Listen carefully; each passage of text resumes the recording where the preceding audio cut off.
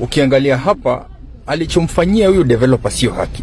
As you do your construction, mbona umwage mchanga, mawe, uchafu yote kwa jirani yako? Angalia hapa, huyu ni mtu amebomoa nyumba ya jirani yake. Alafu akimuuliza kila siku ni story na mtu analala kwa maji, ananyeshewa. It's unfair. We have to take action as a government. Nini lifanyika hapa? Sasa hiyo mawe inaangukanga. Mawe inaanguka ndio imetoboa mabati, sasa hapa ni maji. Hii ni maji. Sio ni maji tupu hii. Na ni kama inaingilia hapa, hata storm water yao ni kama inamwaika kwako. Sasa ilikuwa hivi, mimi nilijenga mbele, kulikuwa na ngata hapo. Hata ukiangalia utaona ngata imetoka hapa. Walizimba na hiyo mawe. Tukajaribu kuambia waweke neti, walikataa. Hata saa hii ungekuwa hapa unasikia tu mawe inamwagika. Na umeongea na mwenyewe? Hata tunaongeanga naye kila siku. Uko na namba yake ya simu? Saa zingine hata asiki simu. Nipatie nipige na yeye yangu saa hii. Leo ukiangalia hii nyumba, yani you live in your own compound but you are suffering because of your neighbor. Huyu alikuwa juu nilimwambia. Hata na ukamwambia alifanya nini? Sasa nikamwambia juu na yeye anakujanga na jetetea tu anatoka na niambia ananitengenezea. Sasa hiyo namba yake. Na sasa hii kuna kiateka sababu unataka tumshike tuende na yeye. Kwake akinanga kiateka ni yeye kiateka. Na watu wakubwa ni watu wake? Na watu wake wa mjengo. Wa mjengo. So askari wengine wachukue foreman 0728 kuna ile msumari dunga juzi. Msumari kaudunga. Angalia hapa, the neighbor amevunja mabati ya neighbor wake katika mjengo. Kuna nyesha. Hii ni bedroom alikuwa anaishi, imebidi ahame. Kumejaa maji. Because of one developer who is doing his work with impunity. And we are not going to allow this to continue in Nairobi. Neighbors have to live in peace. Na tutamchukulia hatua. Hapa ni kwa mtoto pia inaandika. Hata msumari kwa juu, twende nje uione imedunga mabati. Fundi aligonga msumari karuka. Ikagonga juu mabati. So inanyesha. Inanyesha. Kulala jana malazi yake imekuwa nje, nimekuwa kusaidia kwa mattress sijaigiza bado.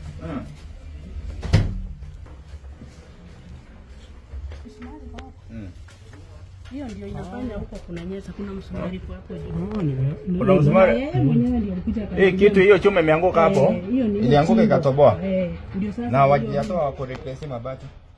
Sasa hiyo ndio nilikuwa namwambia. Hebu pigie na simu yako. Sasa ndio nilikuwa namwambia, yeye anaongeanga hapo, anaenda kumpigia simu na sikia. Hata mwanamke alikuwa huko, aliitwa na mwanamke. Mwanamke? Alikuwa.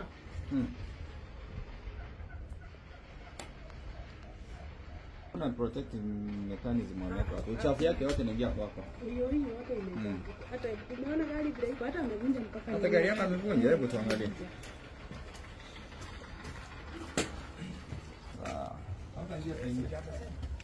So you see here, this is the neighbor's vehicle, you can see. Hizi ni mawe za mjengo. Zimemwagika, zimegonga mpaka kioo inapasua. Imebidi ajenge hapa juu. A temporary structure.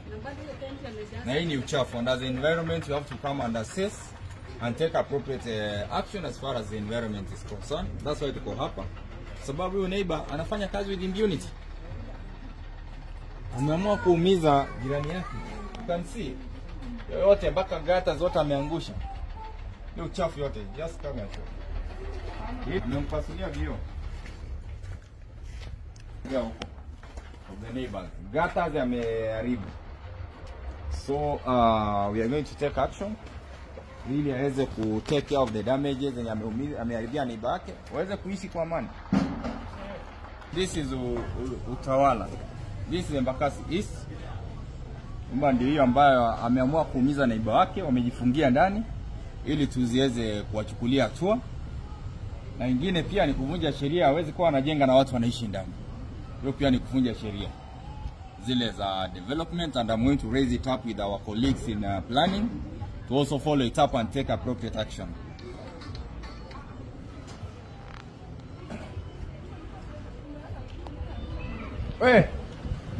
Watu washuke chini. Mshuke chini. Nyinyi ndio tunaambia nyinyi. Au mnafikiria kufunga gate hatuwezi ingia?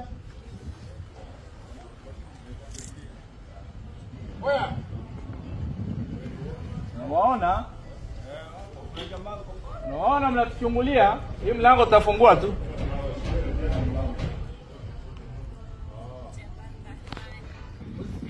kwa bafu ndio mnalificha hapo juu. Tutakuja, tutaingia kwa njia zozote na tutachukua. Mtajua serikali iko na mkono mrefu. Leo ujifanya. Serikali iko na mkono mrefu kuliko nyinyi. Na itawafikia hapo ndani mahali mmefika. So fungua, la sivyo tutaingia.